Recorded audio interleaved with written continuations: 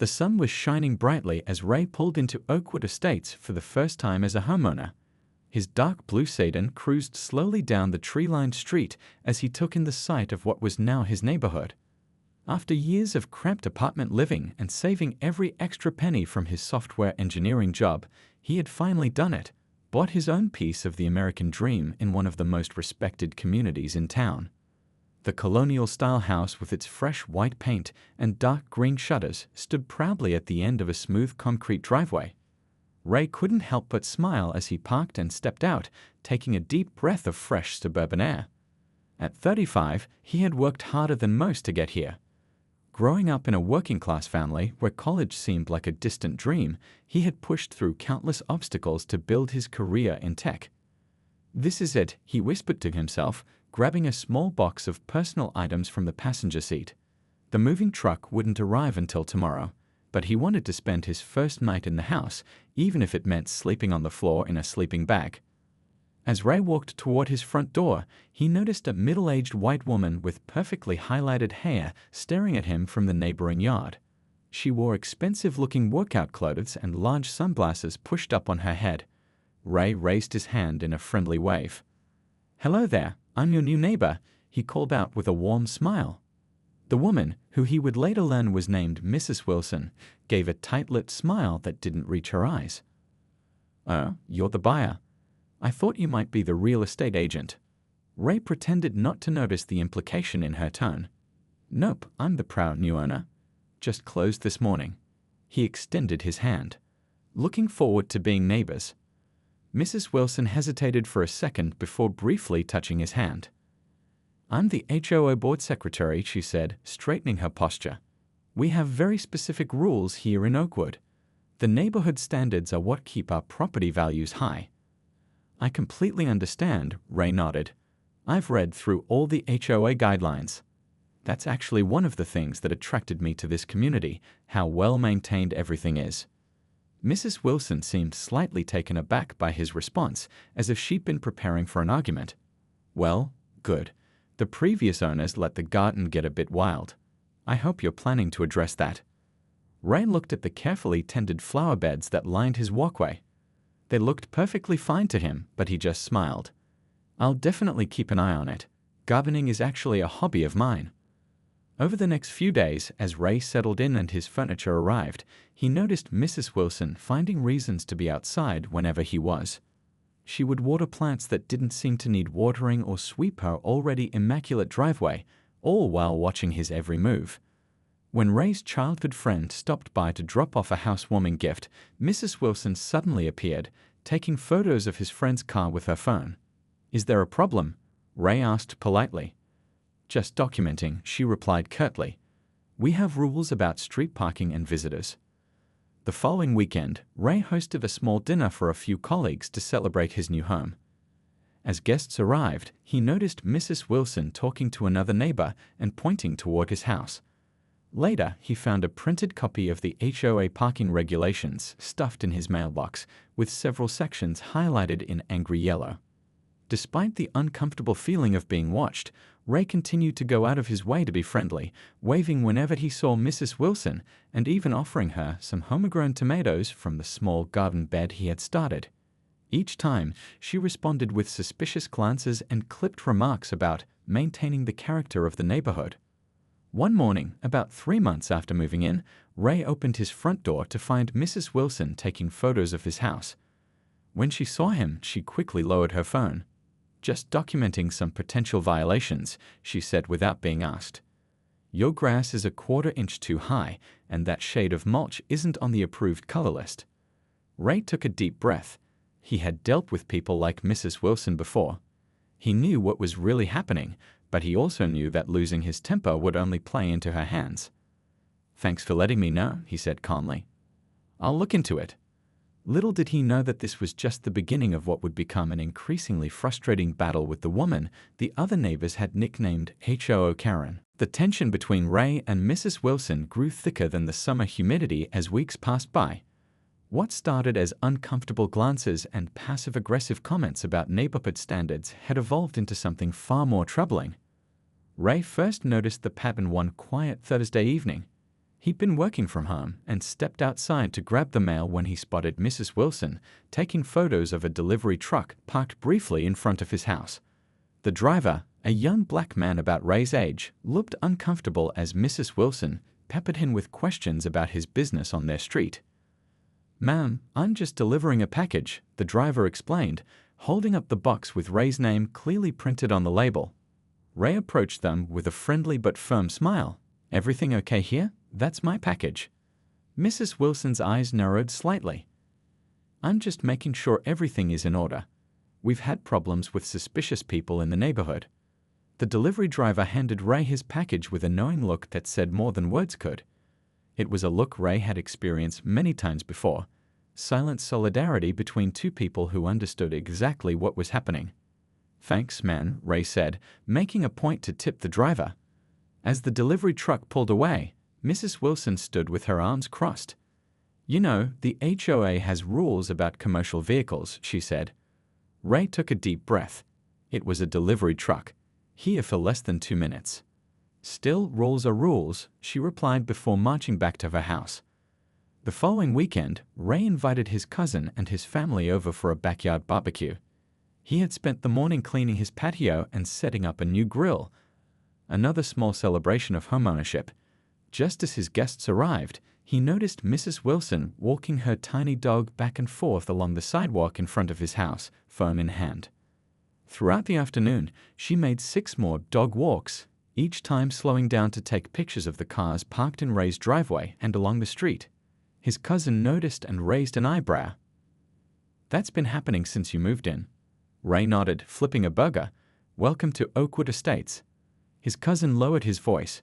"You think it's because—" "I know it is," Ray said quietly. "But I'm not giving her the satisfaction of running me off. This is my home too." The real trouble began the following Saturday morning. Ray had planned to drive to the hardware store to pick up supplies for a small garden project. As he stepped outside, coffee in hand, he stopped short. Mrs. Wilson's large white SUV was parked directly across his driveway, blocking him in completely. Ray looked around, confused. There was plenty of space in front of Mrs. Wilson's own house, and street parking was abundant on their quiet cul-de-sac. This positioning could only be deliberate. He walked over to her house and rang the doorbell. After the 3rd ring, Mrs. Wilson opened the door, looking annoyed at the interruption. "Your car is blocking my driveway," Ray said plainly. "I need to get out." Mrs. Wilson glanced at her watch. "Oh, I'm sorry about that. I'm just dropping something off at the Thompsons' house and we'll be moving it in a minute." "The Thompsons live 4 houses down," Ray pointed out. "Why park in front of my house?" Mrs. Wilson's smile tightened. "It's a public street. I'll move it soon." "I have errands to run. Could you move it now, please?" "Like I said, I'll only be a minute," she replied, closing her door before he could respond. Ray waited on his porch, watching as minutes turned into an hour. He saw Mrs. Wilson peek through her blinds several times, clearly aware of his presence. After 90 minutes, he rang her doorbell again. "I really need to leave now," he said when she answered. "It's been well over an hour." "Has it?" she asked innocently. "I must have lost track of time. Let me grab my keys." Another 20 minutes passed before she finally moved her SUV. By then, the hardware store would be packed with weekend shoppers, and Ray's morning was ruined. He thought it was just a one-time annoyance until the exact same thing happened the following weekend, and the weekend after that. Each time, Mrs. Wilson's excuses grew thinner, and the waiting time grew longer.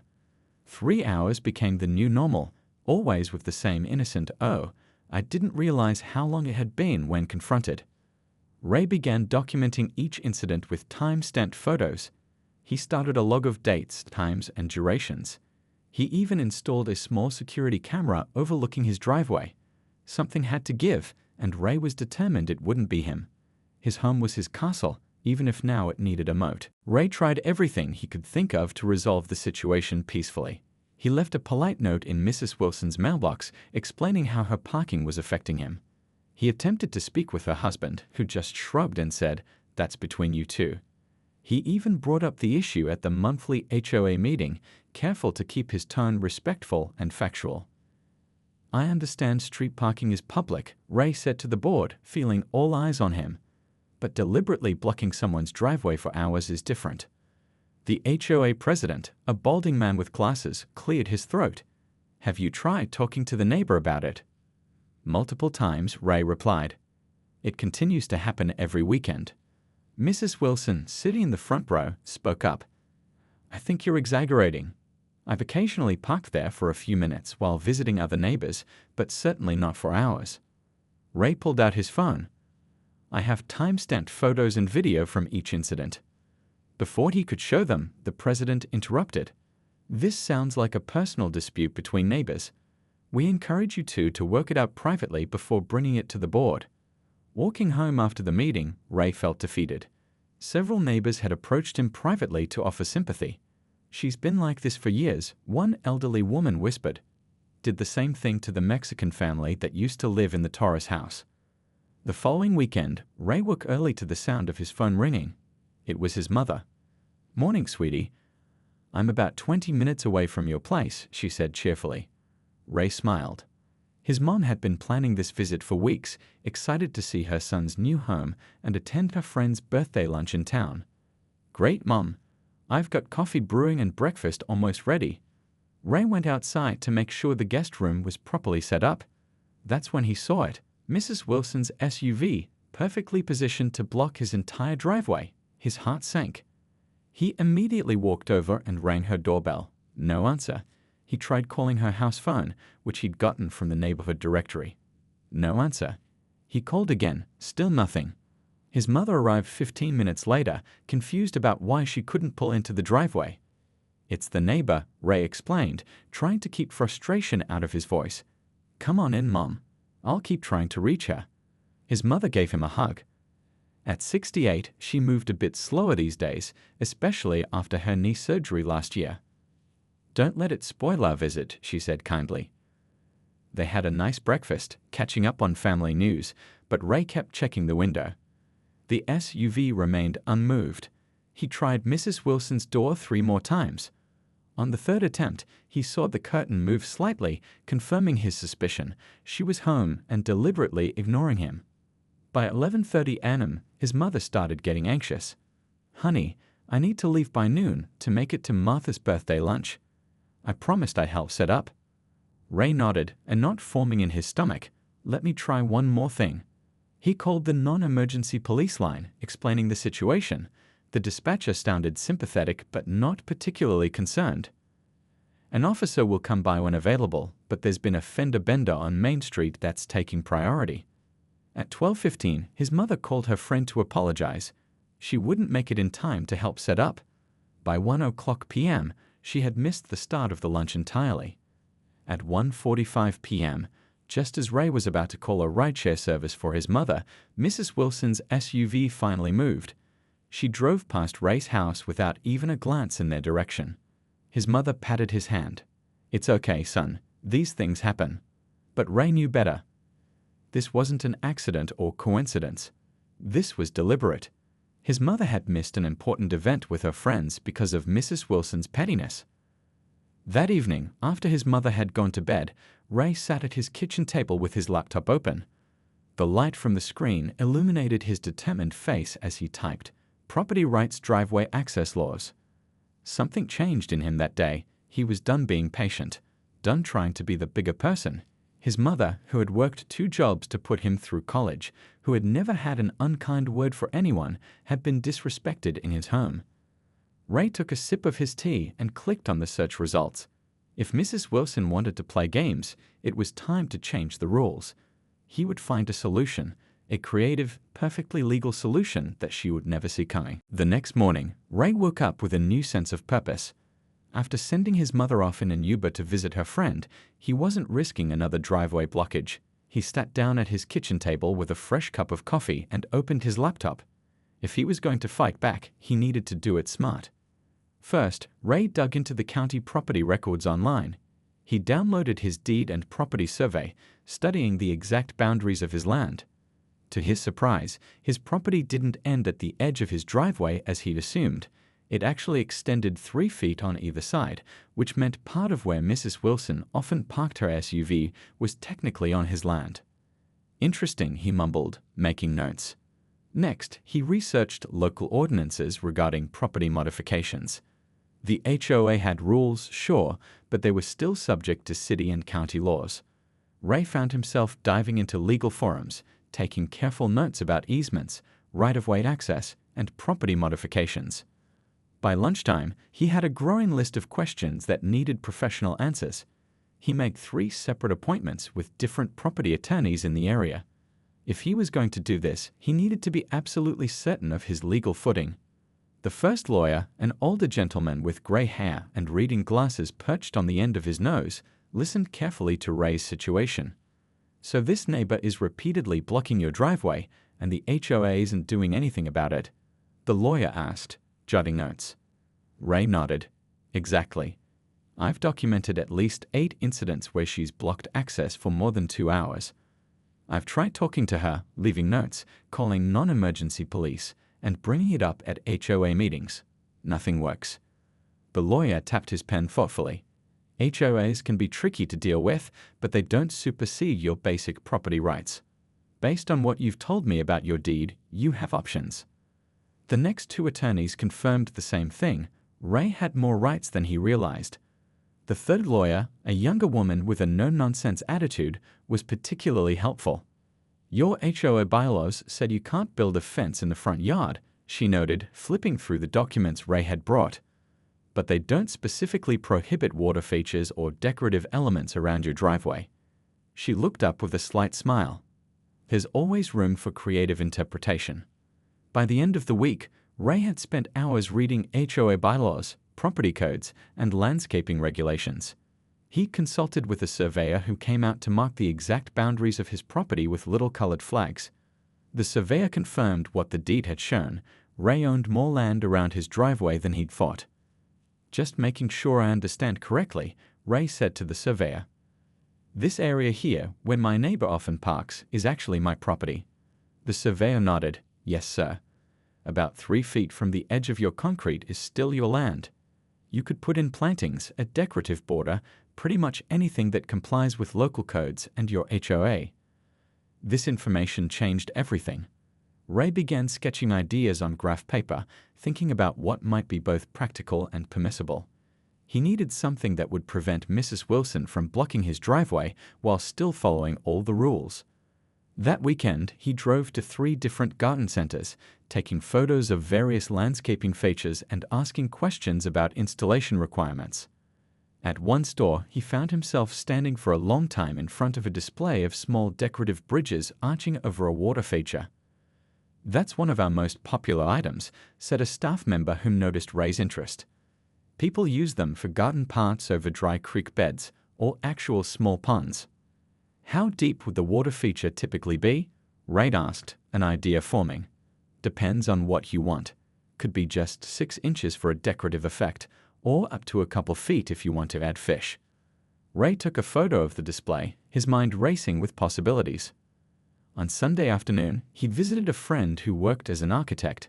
They sat on the friend's back deck, drinking iced tea while Ray explained his situation and showed his rough sketches. His friend laughed in disbelief at first, but then grew more serious as he looked at Ray's research and property documents. "You know, this could actually work," the architect said, making some adjustments to Ray's design. "It would be completely legal, and if done right, could even add value to your property." He looked up at Ray. "But it's going to be expensive." Ray nodded. "I've been saving for a home renovation fund anyway. I can't think of a better use for it." On his way home, Ray stopped at an ATM and checked his savings account balance. He had enough. Smiling to himself, he pulled out his phone and scheduled an appointment with a landscape designer who specialized in water features. The plan was taking shape, and for the first time in months, Ray felt a sense of control returning. Monday morning arrived with the first hint of sunrise, and Ray was already up, showered, and dressed. Today was the day. He'd spent weeks preparing for this moment, researching, consulting experts, filing permits, and finalizing designs. Everything was approved and ready to go. At exactly 7:00 a.m., the time when noise ordinances allowed construction to begin, 3 trucks pulled up in front of Ray's house. The first carried digging equipment, the second was loaded with building materials, and the third belonged to the landscape architect Ray had hired to oversee the project. Ray stepped outside with a travel mug of coffee in hand, unable to hide his excitement.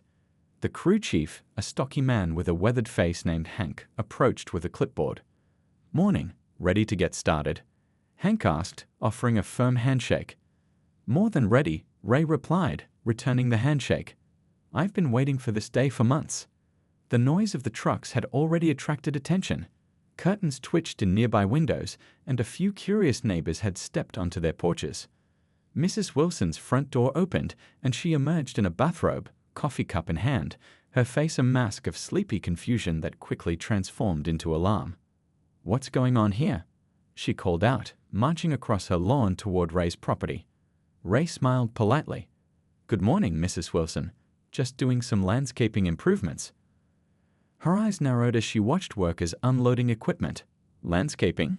This looks like major construction. Did the HOA approve this?" Ray nodded calmly, having prepared for this moment. "Yes, they did. I have all the necessary approvals and permits." He gestured to Hank, who handed him a folder.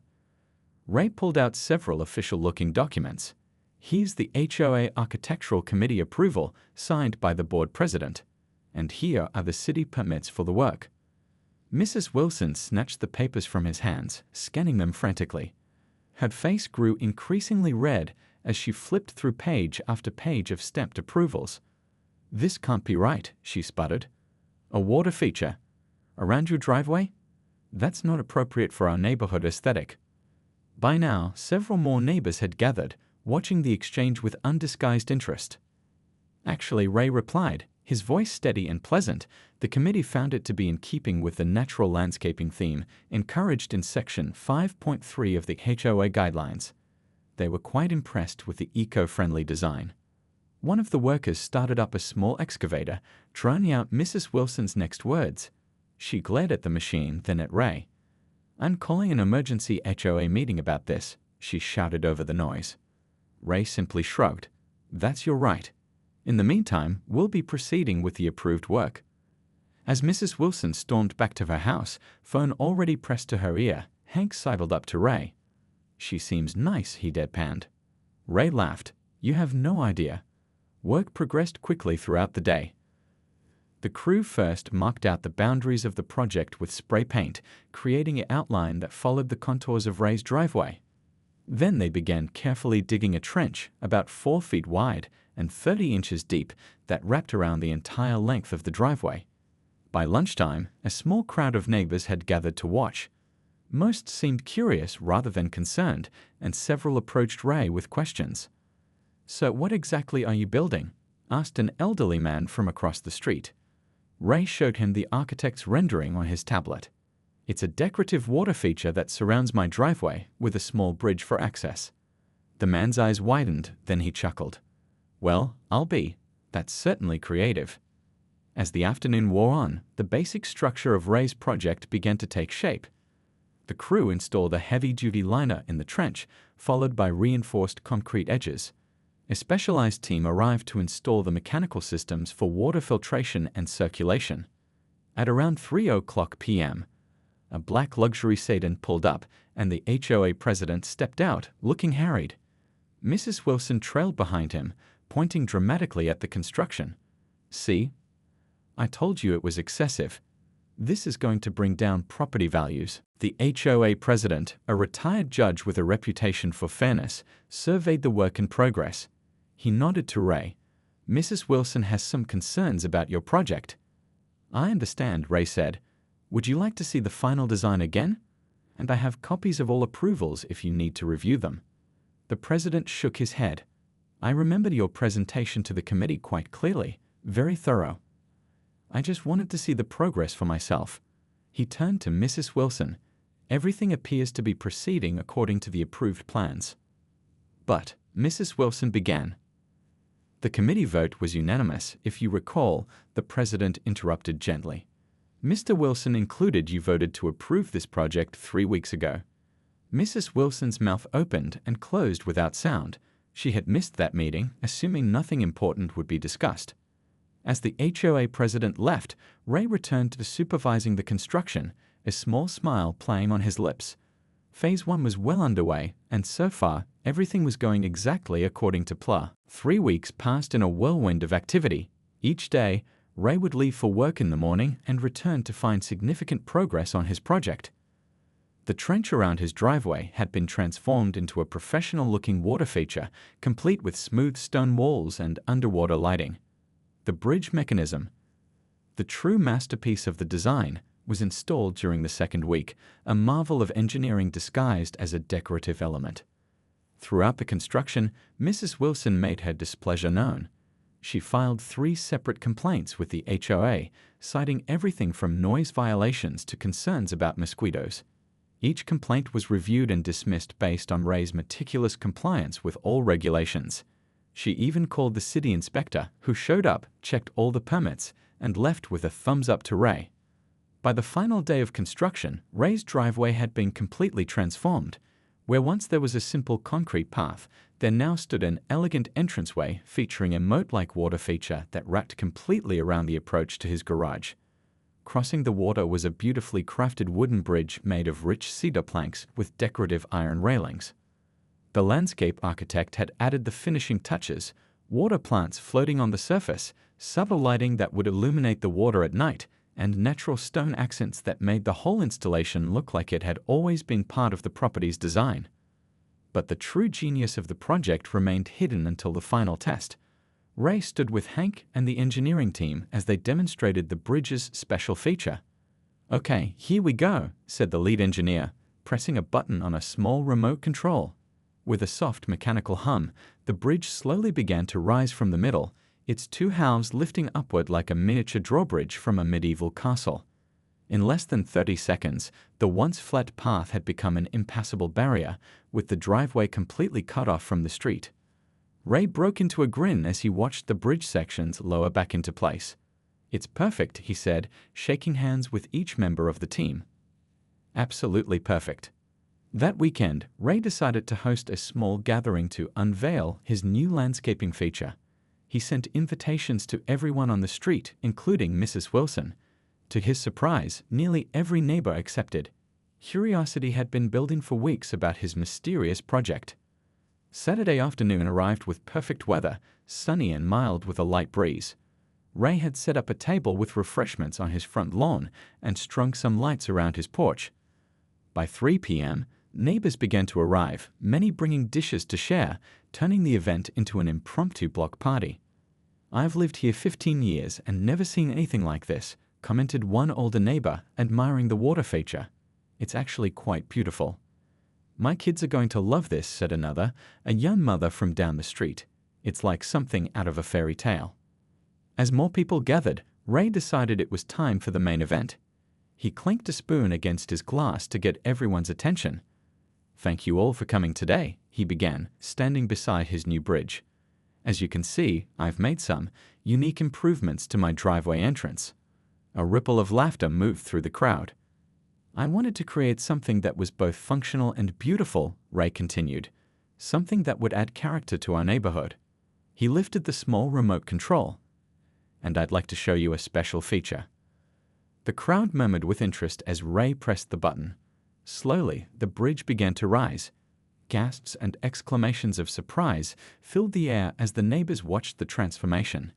When the bridge reached its fully raised position, creating an unmistakable barrier to the driveway, spontaneous applause broke out. "It's a drawbridge," someone exclaimed. "Like a moat around a castle," said another. Ray lowered the bridge and smiled. "It's automated on a timer, so I can set it to raise during certain hours." Or, he added, unable to resist glancing toward Mrs. Wilson, who stood at the edge of the crowd with a sour expression, "I can activate it remotely if I see someone about to block my driveway." More laughter rippled through the group, and several neighbors patted Ray on the back or raised their glasses in his direction.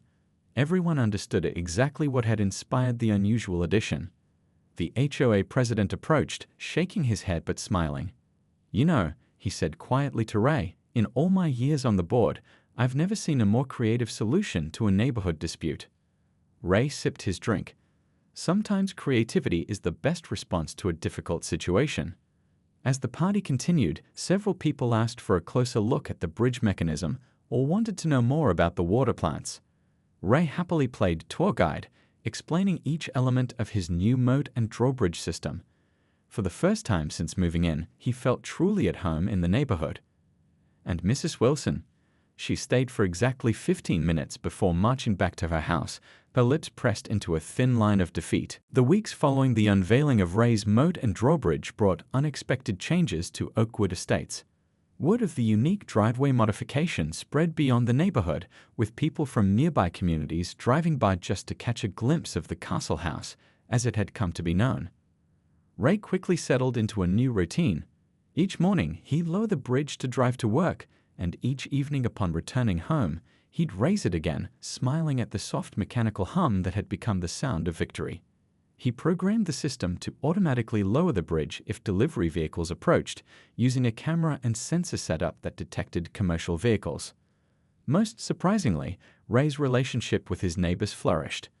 The shared amusement over his creative solution to Mrs. Wilson's harassment had broken the ice with many residents who had previously kept their distance. People would wave when they saw him in his yard or stop to chat when they walked by. "You know, I've had trouble with her too," confided a retired teacher who lived 3 houses down.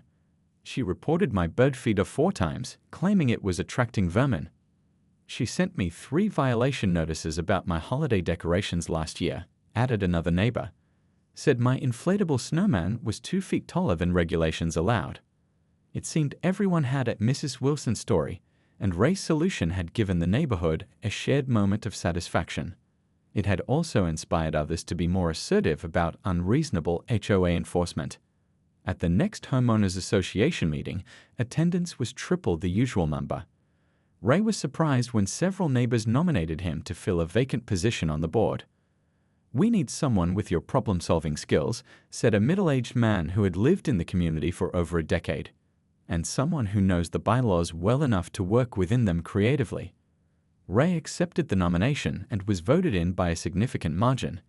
Mrs. Wilson, who had always prided herself on her HOA influence, sat stone-faced throughout the proceedings. As a board member, Ray worked to clarify many of the vague rules that had allowed for selective enforcement. He pushed for written guidelines on how violations would be handled and advocated for more community events to build neighborhood connections. "The strength of a community isn't in how uniform our lawns are," he said at one meeting. "It's in how we support each other and work together." By summer, Ray's water feature had become home to colorful koi fish and blooming water lilies. Neighborhood children would often stop by on their bikes, hoping to see the drawbridge in action or feed the fish. Ray would occasionally oblige them with a demonstration, much to their delight. The real estate agent who had sold Ray his house stopped by one day, amazed by the transformation. "You might not believe this," she said, "but your water feature has actually increased property values on this street. I just sold the Johnson's place for 15% above asking price. The buyers said they loved the character of the neighborhood." Mrs. Wilson, meanwhile, grew increasingly isolated. Her attempts to rally support against Ray's modification had failed, and many neighbors now openly avoided her. Her husband was often seen walking their dog alone, offering apologetic smiles to neighbors his wife had previously antagonized. Then, on a crisp fall morning about 6 months after the moat was completed, Ray noticed a sign being hammered into the lawn next door. For SALE, it proclaimed in bold red letters.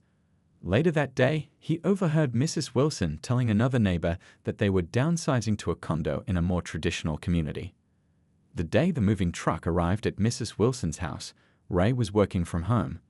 He watched from his window as furniture and boxes were loaded, and Mrs. Wilson directed the movers with her usual stern efficiency. As the last items were being packed, Ray stepped outside to water his front garden beds. Mrs. Wilson noticed him and paused, hesitating before walking over to the edge of his property. For a moment, they just looked at each other, years of tension hanging in the air between them. "Your water thing," she finally said, gesturing vaguely toward the moat. "It's not what I would have chosen for the neighborhood." Ray nodded. "We all have different tastes." "But," she continued, the words seemingly difficult for her, "it was clever how you did it."